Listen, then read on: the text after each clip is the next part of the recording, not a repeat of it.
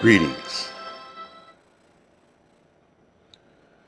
Uncle Sam and all you little Samettes.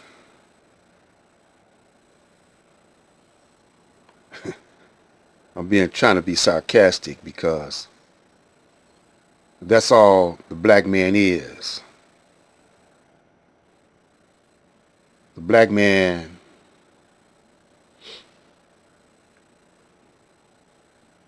ain't nothing but a white man in blackface.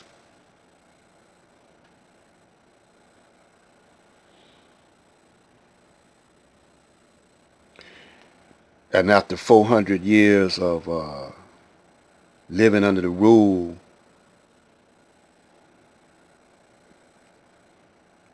of an enemy, we adopted his mannerisms, his ways, even his evilness, even his devilishments, even his sins,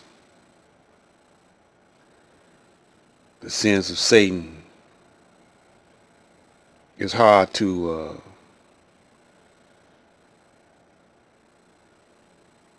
break away from. After all, we were raised by television for 2 or 3 decades when television first was invented, and when television was in the households of black people, we hardly ever seen ourselves on television. Talking about it like in the days of Father Knows Best and in the days of Wagon Train and I Love Lucy and Leave It to Beaver. I think the first brother was Nat King Cole. And then when Ed Sullivan had his show, we would see ourselves on that TV program. There were only 3 or 4 stations, maybe 4 with Canada. But we didn't see ourselves. We had our radio programs.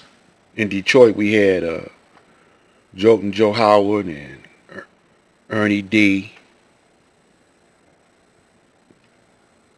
And we would go to when I was coming up, to 20 Grand, the Greystone. But it wasn't no Soul Train. We had American Bandstand. At first, you didn't hardly never see no sisters on American Bandstand. But however, these influenced our behavior. And it's hard to separate mentally, even if you separate physically. Go over in Africa. Mentally, you're going to be attached to the devil and his ways. It's like a bad habit, hard to break. And it manifests itself toxic. Instead of building us up, it tears us down. And when this pandemic came out, it showed you just how addicted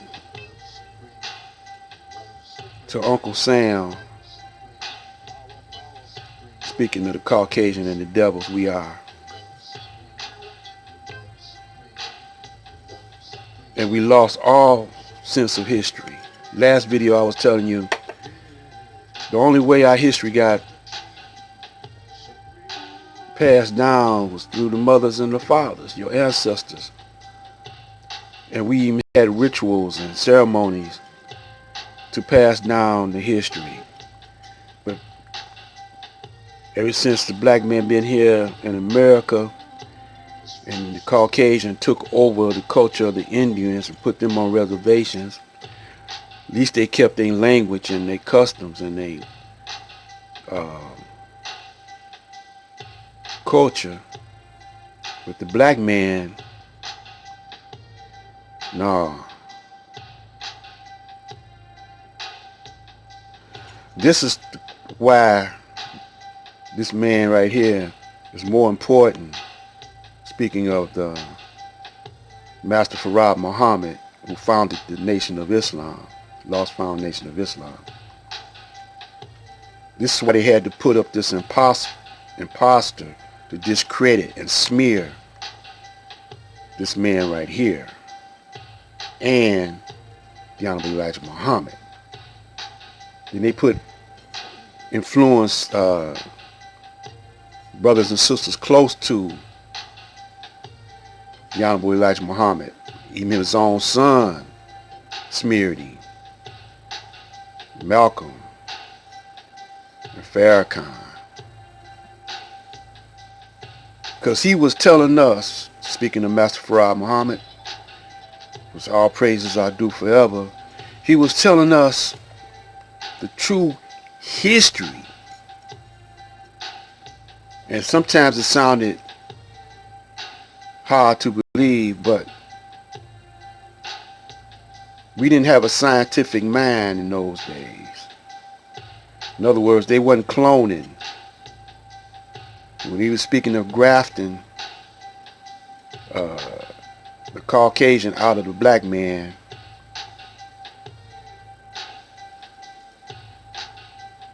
they didn't have cloning like they do now.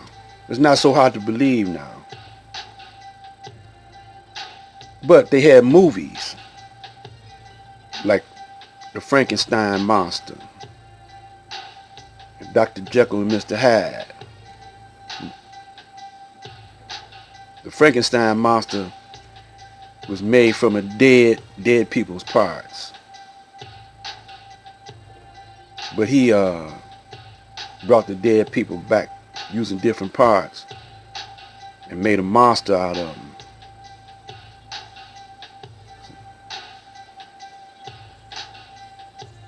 That movie has a whole lot of meaning to it. And then Dr. Jekyll and Mr. Hyde, bringing the evilness out. I got that, I got some videos on Dr. Jekyll and Mr. Hyde.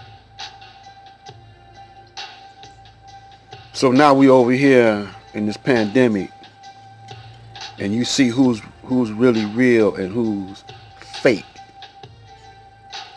Who's distracting you. All these entertainers.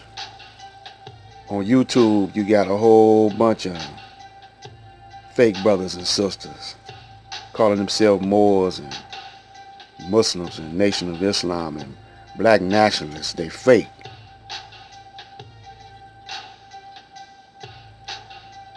So I'm Black Light, spreading the truth, passing the mic. The truth is to be told and not sold. Catch you in a minute.